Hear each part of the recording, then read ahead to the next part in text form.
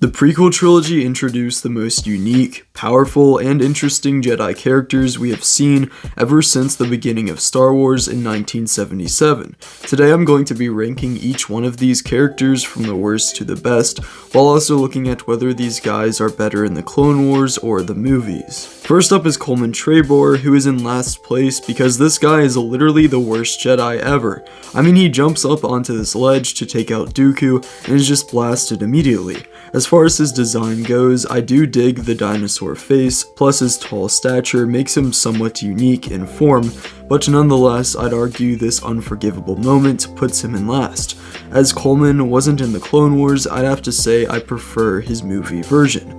Next up is Coleman Kaj. This is another Jedi with the name Coleman, and the people naming these characters were really original with this one, but the problem with Master Kaj is that we never really see him do anything in the movies, or anywhere for that matter, and while his design is very memorable, it isn't memorable for the right reasons. I mean, this is some nightmare fuel here, bro. Coleman Kaj only sat around in the Clone Wars, so I'd give it to his higher quality movie version instead. Okay, I'm not even going to try and pronounce this guy's name, but he's not to be confused with I'm the Gundy, and was at the Geonosis Arena battle, and didn't do a whole lot, but the Nikto Jedi is a pretty cool look nonetheless. He was in the room watching Grievous's torture of Eth Koth in the Clone Wars, but I honestly prefer him in the movie based on his appearance.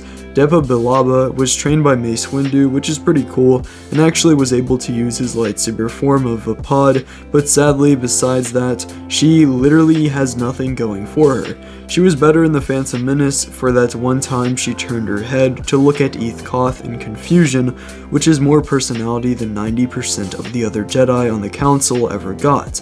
Boltar Swan is another background Jedi, but she did have a pretty cool role in this comic, where she and multiple other Jedi fought against Darth Vader after Order 66. She wasn't in the Clone Wars, so I'd give it to her movie variant. Adi Gallia, and she is our first Jedi who was actually big in the Clone Wars, and while it was cool to see more with Adi Gallia, who fought on missions with Obi-Wan against Grievous, and then her eventual death at the hands, or more specifically horns, of Savage Opress. Also, she was originally going to have a red lightsaber, however I never found her that interesting, and Master Gallia was a better character in the Clone Wars for how they actually fleshed her out. Stas Ali, on the other hand, does less than Adi Gallia in the movies. She also has a green lightsaber, which automatically makes her a better character. Prove me wrong.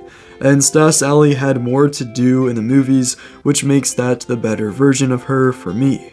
While Shaak Ti is another character that was expanded upon greatly in the Clone Wars and the Clone Cadets episode and the Inhibitor Chip arc as well, I simply don't feel like she ever had that much to go off of, although she does appear to be somewhat of a virtuous Jedi, and I know that she was in the Force Unleashed games, but I haven't played them, so there's that. And Shaak Ti was an important character in the Clone Wars, and despite the Revenge of the Sith deleted scenes, didn't appear in the movies, so she's better in the Clone Wars. Agen Kolar is apparently one of the best Jedi duelists in history, and he actually went from a green lightsaber in Attack of the Clones to a blue one in Revenge of the Sith. However, I can't put him any higher because Force Scream or not, he was still the first before Palpatine. Agen Kolar was not really in the show much if I recall correctly, so I'd say I prefer him in Attack of the Clones and Revenge of the Sith. And for being the best lightsaber duelist, he sure did die pretty quickly to Palpatine. Now for Yaddle, who is next up, I'm so glad that Tales of the Jedi actually expanded upon her, because before this we knew nothing about Yaddle whatsoever, except that she is a female Yoda pretty much, but then in this show we see that unlike some of the other Jedi, she was concerned about Dooku's well-being, and was brave enough fighting for what she believed in until the very end. She was the best in Tales of the Jedi. Yarael Poof is next up, and you know what they say, never judge a book by its cover, and while he has a long neck, and is the one the group takes advantage of based on the time they made him go get pizza for the Jedi Council, but in Legends he died from sacrificing himself to save Coruscant, which is a very inspiring moment. Yarael Poof had a cool look in the movies, plus he was actually in the movies, so that helps. Luminara Unduli is next up, and while many people think she is annoying, not only does she have one of the most memorable designs of the prequel era Jedi, but she also fought against Asajj Ventress, survived the massacre on Geonosis, and fought at the Battle of Kashyyyk. She had more character development in the Clone Wars. Saesee Tiin was known for being one of the best star pilots of the Jedi Order. He was in the council since before the Phantom Menace in 32 BBY, and his South African accent, or at least I think that's South African, and was pretty cool, and I have to give him some credit because he did survive longer than Aegon Kolar in Revenge of the Sith, even if only by 1 second. Saesee Tiin was better in the Clone Wars for sure than in the movie. Even Piell is a freaky looking Jedi that would have been written off with the likes of Yarael Poof and Coleman Kaj if it wasn't for that Citadel arc in the Clone Wars Season 3 where they gave Master Piell a Russian accent and gave him a no-nonsense attitude, which made him into one of the better expanded upon Jedi. Even Piell was more interesting in the Clone Wars. Quinlan Vos is next up, and I really don't have much to say in Quinlan Vos's placement because I haven't read into his Legends material too much, like I haven't read Dark Disciple or anything like that, but I do know that Quinlan was in a few seconds of the Phantom Menace in the background on a secret mission, and he was pretty funny in the Clone Wars. Quinlan Vos practically wasn't in the movies, so therefore he's better in the Clone Wars. Next up is Sindralig, who can only be seen briefly in hollow recordings of Anakin in the Jedi Temple fighting against him, and Sindralig trained all of the Jedi in lightsaber dueling in the Jedi Temple, which is a very significant accomplishment. Also, he's played by Nick Gillard, who designed the most exciting, intricate sword fights of the last 30 years. Sindralig was shown more in the Clone Wars, so he's better there in my opinion. Next up is Ki-Adi-Mundi. Many people find Ki-Adi-Mundi just as annoying as Luminara Unduli, however, I over the years have come to realize that Ki-Adi-Mundi is a dog.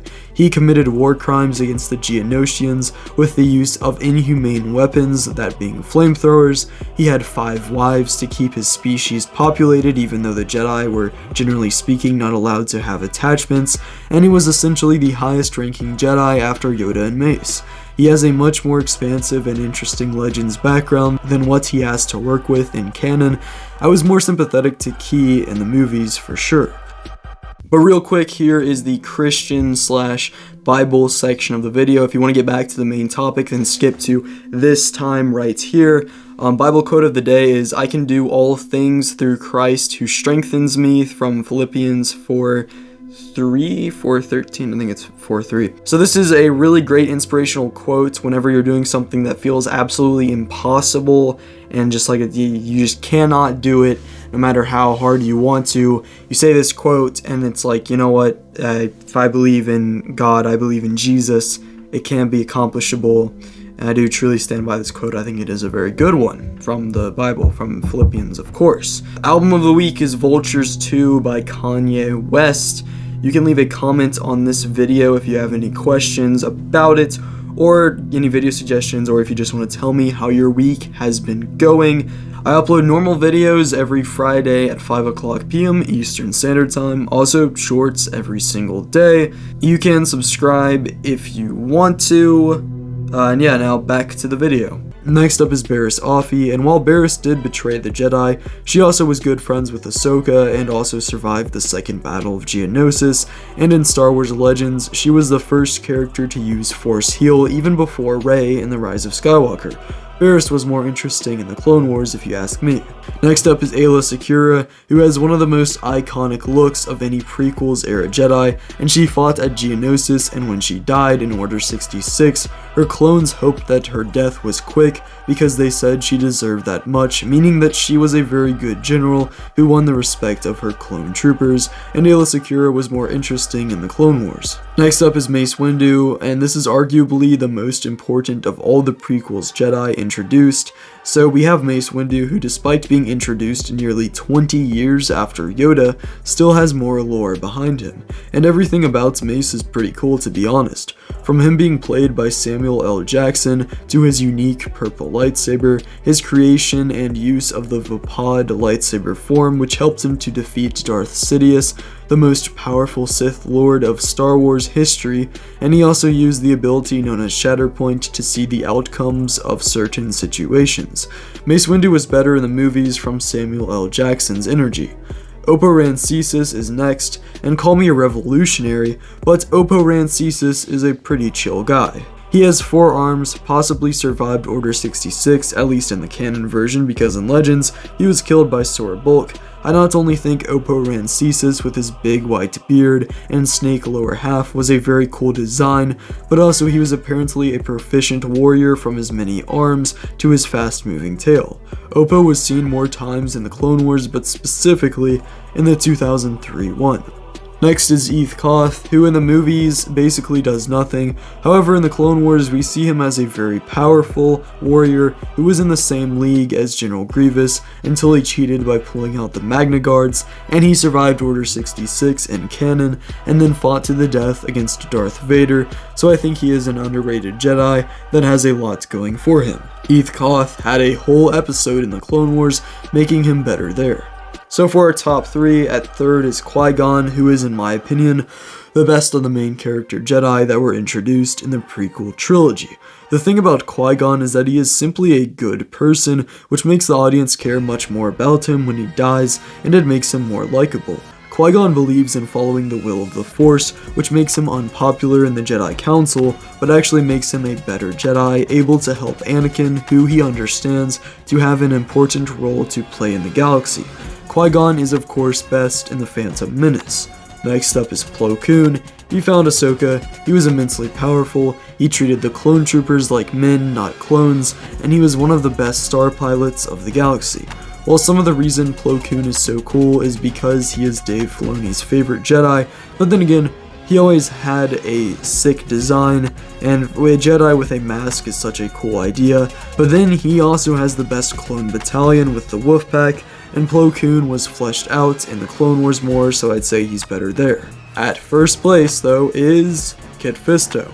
And no, I'm not putting Kit at number 1 just because of his smile, but also he was immensely powerful in the Force and lightsaber dueling. He got close to defeating General Grievous in Legends, he had a specific lightsaber which allowed for him to fight underwater, and he fought in major moments of the Clone Wars like the Battle of Geonosis, the Battle of Mon Cala, and the arresting of Darth Sidious in his office. He survived the longest of everyone other than Mace Windu, and even had a few seconds of fighting in between the deaths of the first 2 Jedi and him. Despite how much I love him in the movies, he was definitely better in the Clone Wars. Kit Fisto always had a certain energy and charisma, which inspired the other characters around him to keep fighting for what they believed in, and at the end of the day, that's all that matters anyway in life, right? And as cool as these prequel Jedi are, you know what else is pretty cool is the battles they fought in. So if you click on this video right here, you can see every single battle in Star Wars ranked. But yeah, see ya.